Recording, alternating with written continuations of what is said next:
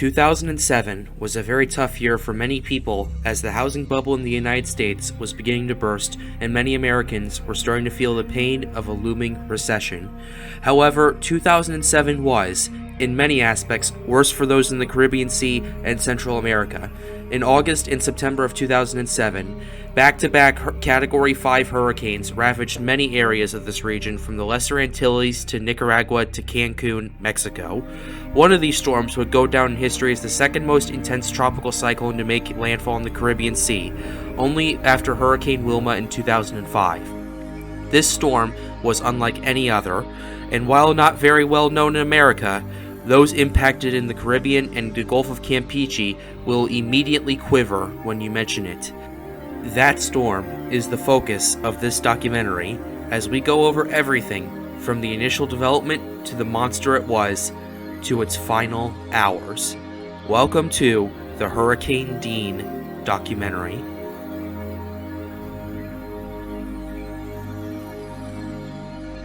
Hello, I am Pat from Pat's Path Predictor, and welcome to the Hurricane Dean documentary.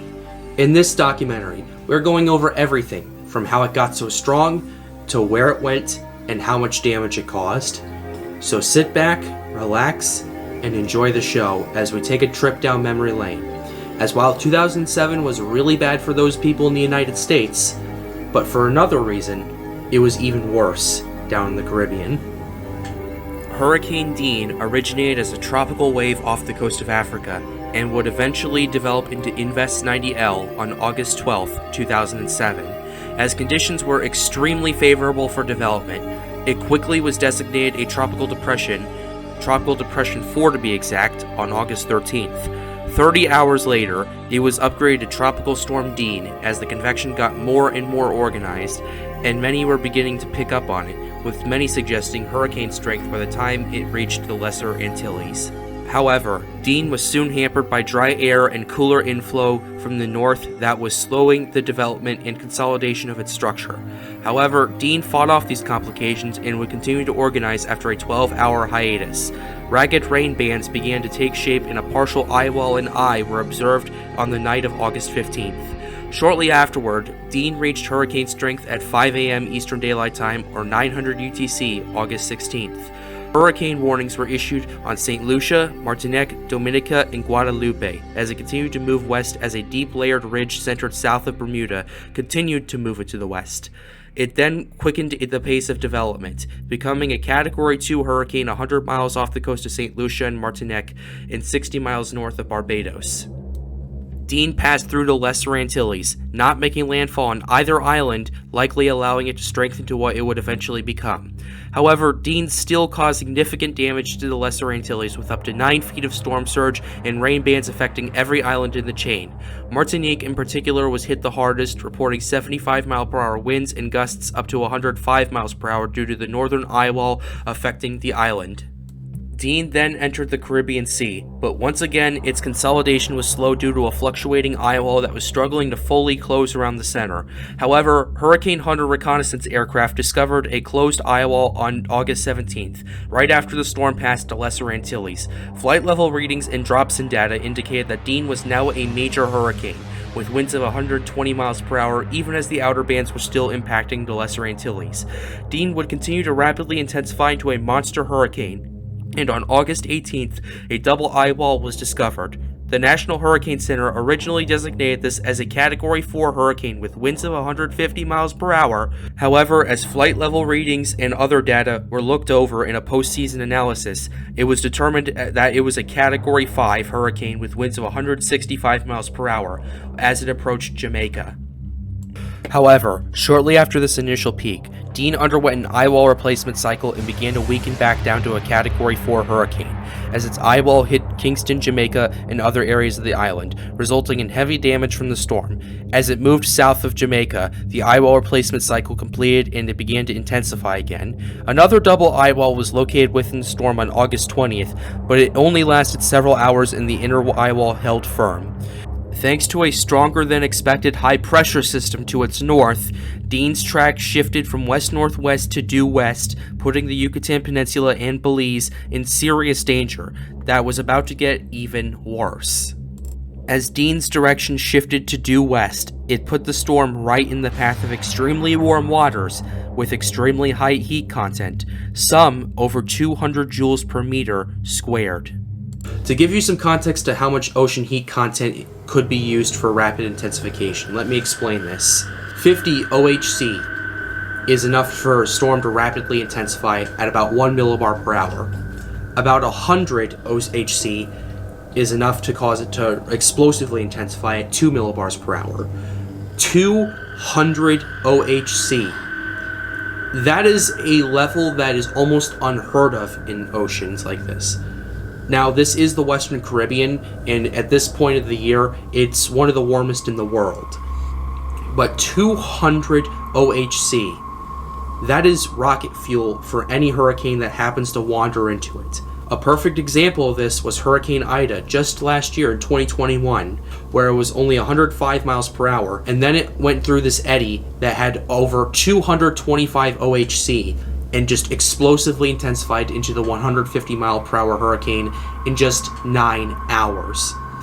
So that's the kind of stuff we were looking at in the Caribbean in 2007 at the time, where Dean was going to make things a lot worse.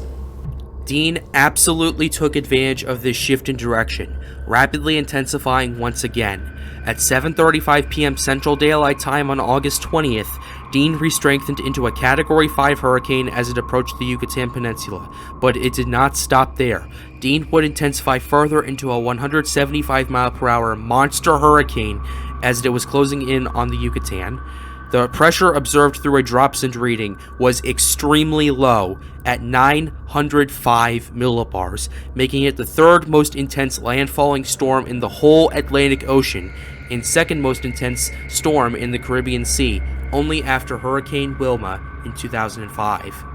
Dean would then make landfall on August 21st at 4 a.m. Central Daylight Time as a catastrophic Category 5 hurricane with winds of 175 miles per hour and brought storm surge of 12 to 18 feet across the region.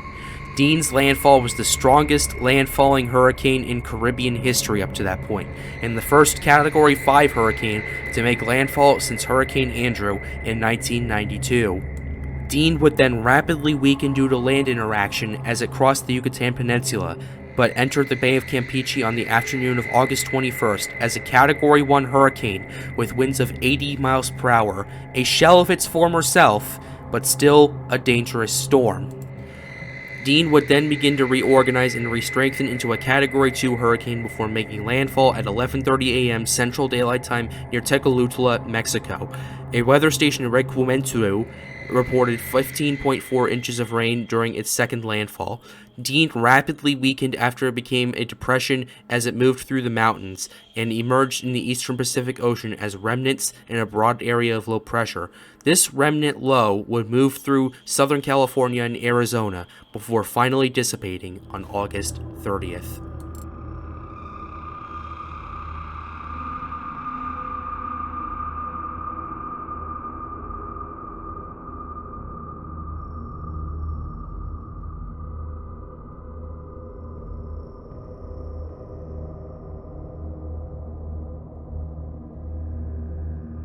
The damage in the Lesser Antilles varied from moderate to severe. Martinique sustained the worst damage of the chain, totaling up to $350 million and destroyed 70% of its sugarcane crop as well as all the banana crops, worth 10% of the island's GDP. In Guadeloupe, 75% of the banana plantations were destroyed by Dean, resulting in up to 100 million euros of losses.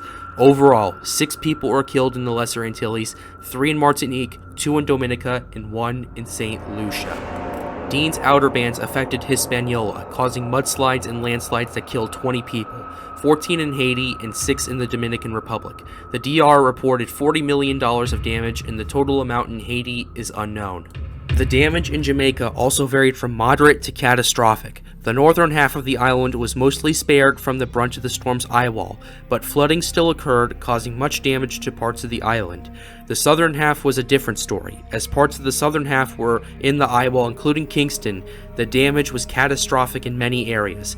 Over $300 million in damage were reported in Jamaica, mostly in the southern half of the island.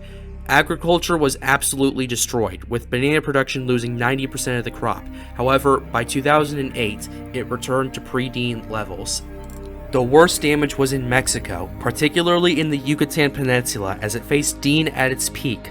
On August 18th, even before hurricane warnings were issued, the province of Quintana Roo was evacuated, with over 80,000 people, mostly tourists from other parts of Mexico.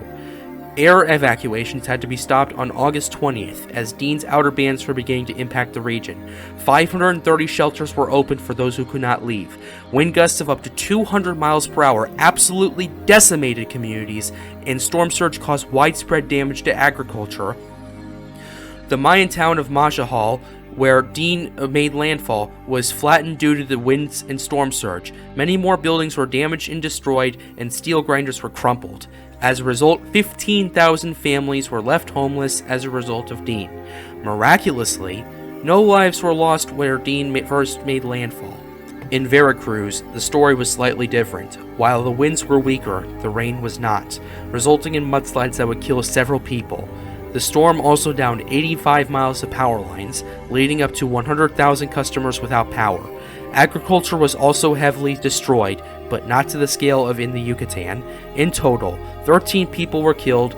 Total damage in Mexico was over $600 million, and over 200,000 people were affected as a result. But as one ugly chapter ends, another one begins. As just after Dean dissipated, another system started to develop. Another system that would end up becoming one hell of a storm. Another system that would put Nicaragua at its knees. Yes, that storm I am talking about is Hurricane Felix, and that will be the basis of this next documentary. However, that's going to end it for today. I'm Pat from Pat's Path Predictor, and thank you for watching. If you haven't already, be sure to hit the red subscribe button and turn on those notifications for more videos. It's much appreciated, and I would love you if you did that. But with that being said, guys, leave a like on the documentary. Have a nice day, and stay safe.